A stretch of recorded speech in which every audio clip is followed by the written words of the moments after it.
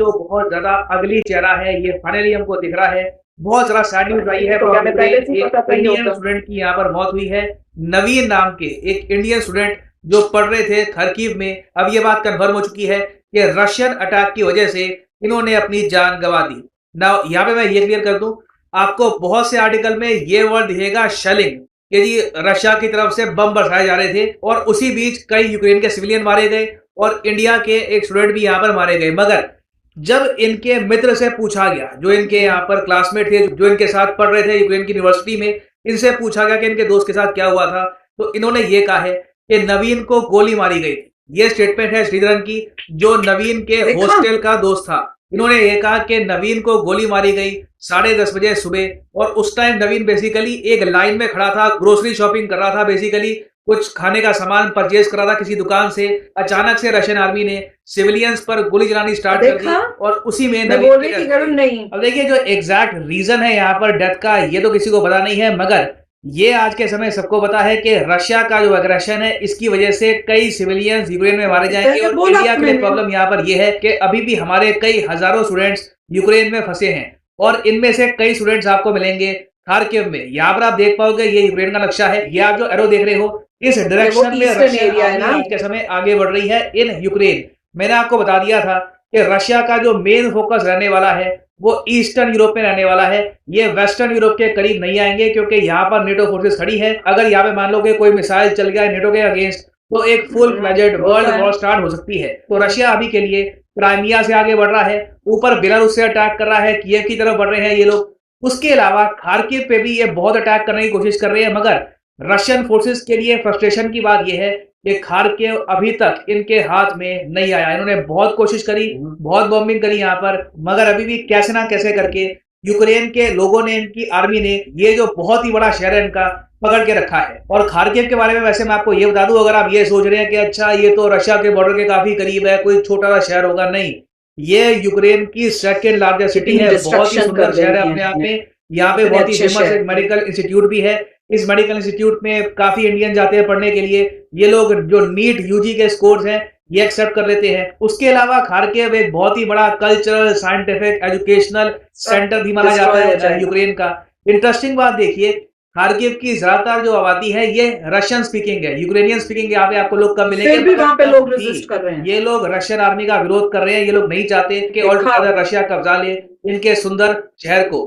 और इंटरेस्टिंग बात देखिए, खार्किव ने पिछले 70 साल से, आज के समय 70 साल से भी ऊपर का टाइम हो चुका है, कोई भी जंग नहीं देखी थी। आखिरी बार खार्किव की बॉम्बिंग हुई थी जब हिटलर ने यूएसएसआर पे अटैक कर दिया था वर्ल्ड वॉर 2 के टाइम में। आपको पता होगा हिटलर की सबसे बड़ी गलती यही थी कि उसने थर्ड राइट पे जरा फोकस कर दिया, यूएसएसआर पे अटैक किया, अटैक फेल हो गया और उसके बाद नाजी जर्मनी की भी हार हुई वर्ल्ड वॉर 2 में। तो तब से लेकर अब तक पहली बार ये शहर इस लेवल का वॉयलेंस देख रहा है। और मैं इस लेवल का वॉयलेंस यहाँ पर इसलिए कह रहा हूँ क्योंकि रशिया ने अब ओपनली बॉम्बिंग करनी स्टार्ट कर दी है खार्किव की। जो यहाँ पे सरकारी बिल्डिंग्स हैं, जो यहाँ पर सिविलियंस के रहने की जगह है, ओपनली वहां पर रशिया बॉम्बिंग कर रहा है। इनिशियली रशिया कोशिश कर रहा था कि सिर्फ यहाँ पर जो मिलिट्री टारगेट्स हैं इनको अटैक करे, मगर अब रशिया ने अंधी बॉम्बिंग करनी स्टार्ट कर दी है खार्किव की। और यहाँ पे मैं आपको दिखा देता हूँ कि किस तरीके से रशिया अटैक कर रहा है खार्किव को। यहाँ पर आप देख पाएंगे ये है खार्किव की सरकार के हेडक्वार्टर्स, और कुछ ही घंटों पहले यहाँ पर इस तरीके से बैलिस्टिक मिसाइल से अटैक किया गया। यहाँ पर आप देख पाएंगे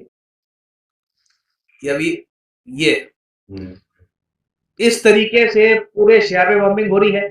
और अब मजबूरी में क्या हो रहा है कि इंडियन स्टूडेंट छुपे हुए हैं बंकर्स में। इस तरीके से इंडियन स्टूडेंट्स कोई जो यहाँ पे मिलिट्री बंकर्स हैं वहां पे छुपे हैं, कोशिश कर रहे हैं सर्वाइव करने की। ऑब्वियसली इनके पास खाने को बहुत कम है। बीच में कुछ स्टूडेंट्स हिम्मत करते हैं ऊपर आने की, कुछ एक शॉप से कुछ परचेज करने की, मगर वहां पे जान का खतरा लगा रहता है। और नवीन के साथ भी आप अगर देखें तो अनफॉर्चुनेटली यही हुआ है। बेसिक खाने पीने की चीज वो परचेज करने की कोशिश कर रहे थे, तभी उनपे अटैक कर दिया गया। और ऑब्वियसली यहाँ पर मैं ये भी क्लियर कर दूं कि ऐसा नहीं है कि रशियन आर्मी ने स्पेसिफिकली इनको ही टारगेट किया है, फायरिंग कर रहे हैं, उसमें अनफॉर्चुनेटली हमारे स्टूडेंट भी मारे गए हैं। और यहाँ पर आप देख पाओगे मिनिस्ट्री ऑफ एक्सटर्नल अफेयर्स के स्पोक्समैन ये कह रहे हैं, with profound sorrow we confirm that an Indian student lost his life in shelling in Kharkiv this morning, the ministry is in touch with his family.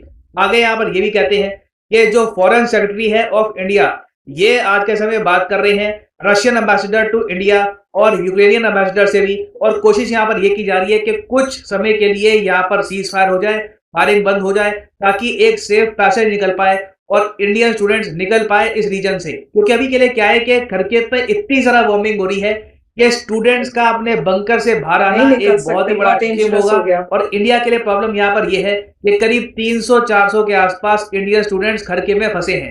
वैसे आप अगर देखो तो ऑपरेशन गंगा के अंडर हम लोग 1400 से ऊपर इंडियंस को वापस ला चुके हैं यूक्रेन से।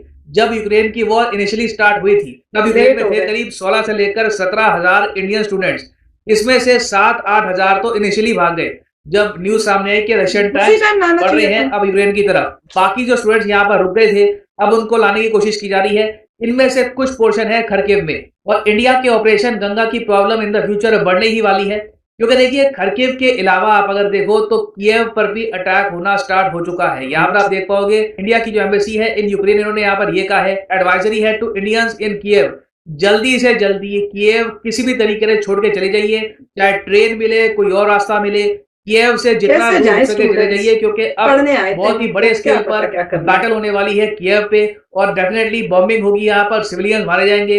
एज इंडियंस हमारी प्रायोरिटी यहाँ पर यही होगी कि इंडियन जाने यहाँ पर बच जाएं। एज इंडियंस हमारी कोशिश यहाँ पर यही होगी, प्रायोरिटी सबसे ऊपर यही होगी कि इंडियन नेशनल्स की जान यहाँ पर बच जाए। और इसलिए प्राइम मिनिस्टर ऑफ इंडिया के ऑर्डर के अंडर अब इंडियन एयरफोर्स एक्टिव हो चुकी है। मेरे हिसाब से पहले कर देते सही रहता, मगर अब इंडियन एयरफोर्स ने ऑपरेशन गंगा को ज्वाइन कर लिया है। C-17 ग्लोब मास्टर को यूज करेगा इंडिया इवैक्यूएट करने के लिए इंडियन स्टूडेंट्स को फ्रॉम यूक्रेन। क्वेश्चन सबसे बड़ा यहाँ पर अब यही है कि क्या इंडिया बड़ा रिस्क लेगा। बड़ा रिस्क यहाँ पर यही है कि सीधा यूक्रेन में लैंडिंग करो, वहां से अपने स्टूडेंट्स को वापस लेके आओ इंडिया में। इसमें खतरा यही बना रहेगा कि कोई मिसाइल कहीं का, कोई S-300 का मिसाइल, S-400 का जो मिसाइल है, ये ऐसे ही अगर मान लो उड़ गया और इस ट्रांसपोर्ट एयरक्राफ्ट को हिट कर दिया, तब हम क्या करेंगे। तो रिस्क बहुत बड़ा है। देखना यहाँ पर ये होगा कि ये जो प्लेन्स है लैंड कहाँ पर करेंगे, क्या ये पोलैंड में लैंड करेंगे, यूक्रेन में लैंड करेंगे। This will be very